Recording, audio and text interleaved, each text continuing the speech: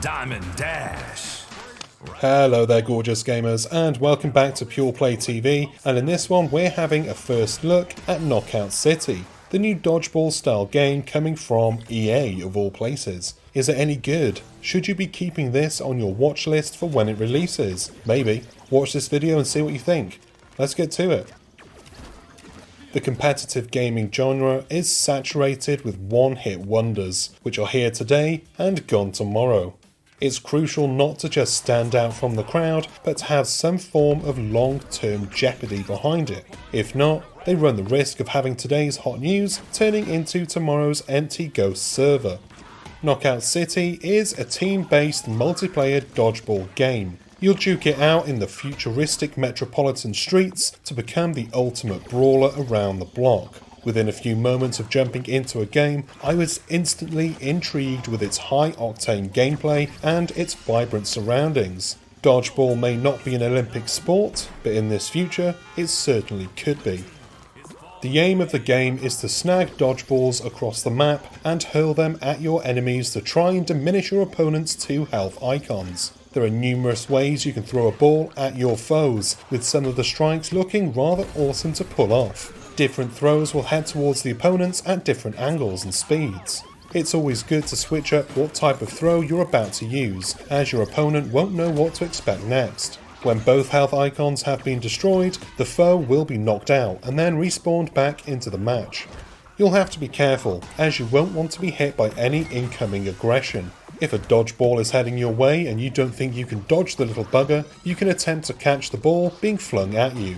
When executing a catch, I found that the timing needed to be exactly right, otherwise the ball would hit my character with full force in the face. If the ball was successfully caught, I would return the favour and volley the ball right back at them with double the might. Dodgeballs aren't the only things that can be thrown at your opponents. You can roll your character up into a small ball, allowing a teammate to pick you up and throw you at the opposite team, or they can perform an ultimate attack that would cause a blast to a selected area.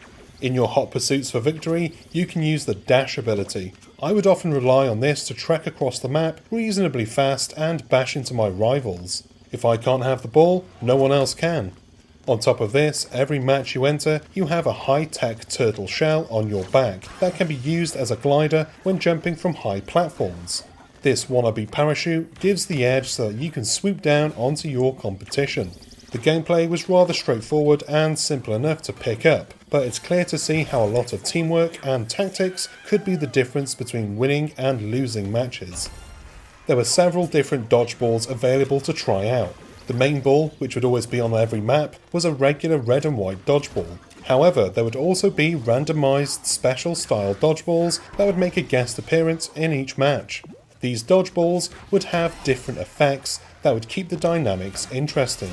Some of them were very self-explanatory, like the bomb ball that would explode after a duration of time, and the sniper ball that would lock onto your opponents. In comparison, other balls were very unique and quirky. The cage ball, for example, when that landed on an adversary, it would confine them into a cage that could be thrown at a fellow player. Or, if you're feeling really mischievous, you could lob them off the map to their impending doom. Another novelty gimmick is the moon ball, which would allow you to spin up into the air with low gravity and come crashing down on your oppositions as a booming meteorite. All of the maps were really well done, but my 2 standouts were the Knockabout Roundabout and Concussion Yard. Knockabout Roundabout was heavily futuristic, with cars driving around the city that wouldn't be misplaced in the Jetsons. Whereas in Concussion Yard, you would need to manoeuvre around a demolition site of an old school ground, avoiding swinging wrecking balls and jumping from moving platforms to get the other hand. We don't need no education, just dodgeball.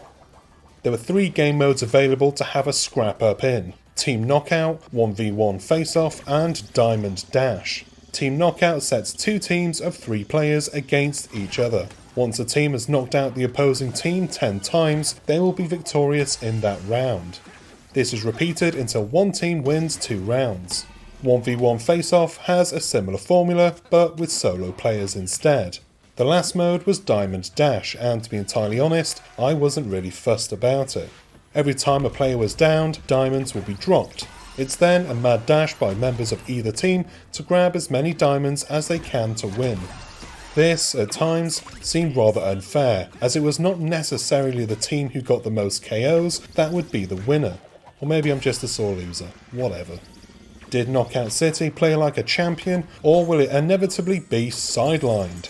In an overwhelmed market, it seems like, at first glance, they've done a good job at making the game stand out whilst remaining competitive and different. The mechanics are simple enough to grasp and can lead to some entertaining brawling moments. However, a lot of tactics and inch-perfect precision could be the defining reason why rounds could be won or lost. I think the premise of Knockout City has a promising chance, but only time will tell. And that is the end of this video. I hope you enjoyed it and found it useful. If you did, go on down below, hit the like and subscribe buttons, and give the bell icon a nudge too, so that you're notified whenever we've got new stuff. Go on down to the info box, and you'll find our social media channels, website links, and our supporters page, where you can support our team, if you can. I've been Chris. This preview has made me want to watch Dodgeball again, and I'm going to. So, I'll see you on the next one. Until then, bye bye.